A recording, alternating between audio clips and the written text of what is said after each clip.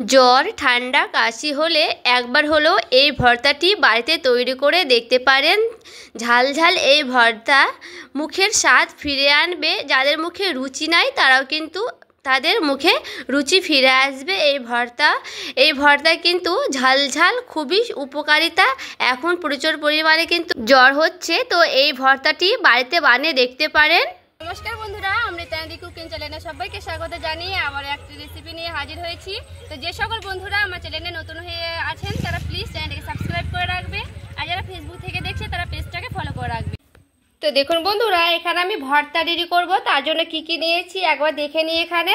তো এখানে দেখুন নিয়েছি রসুন, নিয়েছি 2টো পুয়া, এখানে নিয়েছি শুকনো লঙ্কা, নিয়েছি কাঁচা লঙ্কা।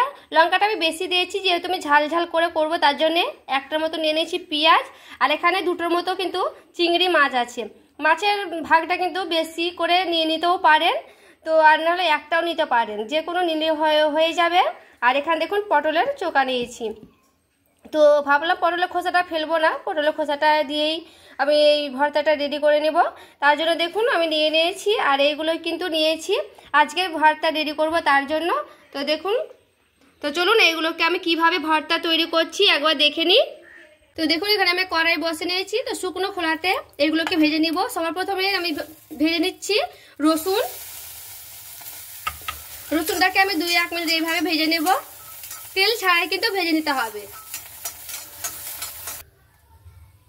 তো দেখুন রসুনটাকে কিন্তু ভেজে নিয়েছি, আর দেখুন রসুনের গায়ে একটু শাঁকশাঁকারি আঁশ লেগেছে, এইভাবে কিন্তু ভেজে নিতে হবে রসুনগুলোকে। এবার আমি একটা বাটিতে উঠিয়ে নিচ্ছি।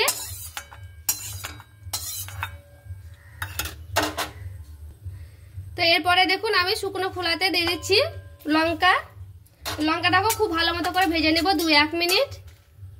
দেখুন লঙ্কাটা কিন্তু বেশি দিয়েছি, আপনারা কিন্তু আরও চাইলে বাড়িয়ে বা কমিয়ে নিতে পারেন। তো এইভাবে 2-1 মিনিট ভেজে নিচ্ছি খুব ভালো মতো করে। তো দেখুন লঙ্কাটাকেও কিন্তু 2-1 মিনিট খুব ভালো মতো করে ভেজে নিয়েছি, আর দেখুন এরকম করে কিন্তু ভেজে নিতে হবে। তো লঙ্কাটাকেও কিন্তু আমি উঠিয়ে নিচ্ছি, সেই রসুনের বাটিতেই কিন্তু আমি উঠিয়ে নিয়েছি। তো এরপরে দেখুন আমি পেঁয়াজগুলোকে ভেজে নিচ্ছি। তো পেঁয়াজটাকে 2-1 মিনিট ওইভাবে ভেজে নিতে হবে। তো দেখুন বন্ধুরা পেঁয়াজটাও কিন্তু আমি ভেজে নিয়েছি 2-1 মিনিট। এবার পেঁয়াজটাকে উঠিয়ে নিচ্ছি।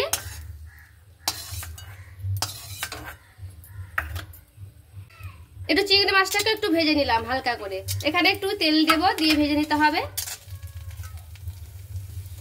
তো দেখুন আমি 1 ডসনের মতো তেল দিয়ে দিচ্ছি, তেলটা দিয়ে ভেজে নিব। মাছটাকে ভাজলাম মানে কাঁচা গন্ধটা যেন না হয় তার জন্য। তো 2-1 মিনিট খুব ভালো মতো করে ভেজে নিয়েছি। দেখুন এবার আমি নামিয়ে নিচ্ছি। আর দেখুন সব শেষে আমি দিয়ে দিচ্ছি সেই পটলের চোকাগুলোকে।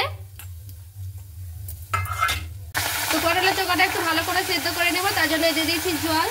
তো জলটা দিয়ে একটু ঢেকে দেব।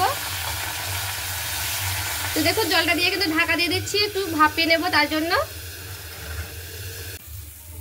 তো দেখুন বন্ধুরা খুব ভালো মতো করে কিন্তু আমি পটলের খোসাটা দেখুন মানে জল শুকিয়ে একটু ভালো মতো করে ভাজা ভাজা করে নিলাম। তো দেখুন আবারও আমি সেই বাটিতেই উঠিয়ে নেব সেই পটলের খোসাগুলোকে। তো দেখুন বন্ধুরা সবগুলো কিন্তু আমি বাটিতে নিয়ে নিয়েছি। দেখুন সবগুলোকে একে একে ভেজে নিয়েছি, দিয়ে বাটিতে নিয়ে নিয়েছি। তো আমি এগুলোকে শিলনোড়ায় বেটে নিচ্ছি, তারপরে আপনাদের সঙ্গে দেখাচ্ছি। শিলনোড়ায় বাটলে কিন্তু খুব ভালো হবে, আর আপনারা কিন্তু চাইলে মেশিনেও বেটে নিতে পারেন। তো আমি শিলনোড়ায় বেটে নিচ্ছি, তারপরে ফিরে আসছি। আর দেখুন বন্ধুরা খুব ভালো মতো করে কিন্তু আমি শিলনোড়ায় বেটে নিয়েছি। দেখুন শিলনোড়ায় বেটেছি বলে খুবই মানে গাঢ় গাঢ় হয়েছে, আর এমনি মিক্সিনে কিন্তু একটু মানে অন্যরকম হয়। আর দেখুন শিলনোড়ায় কিন্তু বাটলে বেশি ভালো। তো দেখুন শিলনোড়ায় কিন্তু খুব ভালো মতো করে বেটে নিয়েছি। আর দেখুন বন্ধুরা সেই ভর্তাতে তখন কিন্তু আমি লবণ দিতে ভুলে গেছিলাম, তো আমি এখনই লবণটা দিয়ে দিচ্ছি।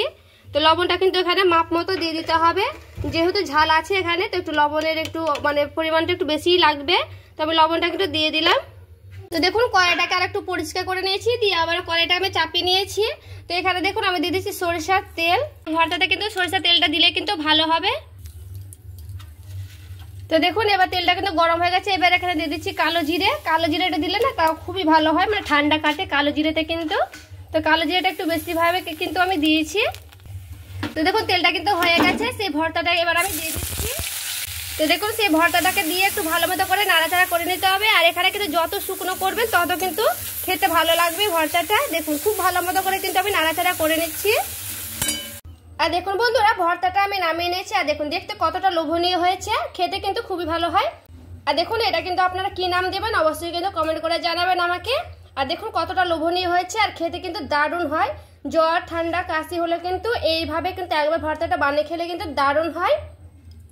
আর গ্যারেন্টি দিয়ে বলছি এই ঝাল ভর্তাটি খেলে কিন্তু মুখে রুচি ফিরে আসবে। তো আমার ভিডিওটি ভালো লেগে থাকলে প্লিজ একটি লাইক করে দিবেন, চ্যানেলটাকে সাবস্ক্রাইব করে আমার পাশে থাকবেন। তো চলুন দেখা হচ্ছে আরও একটি রেসিপির সঙ্গে।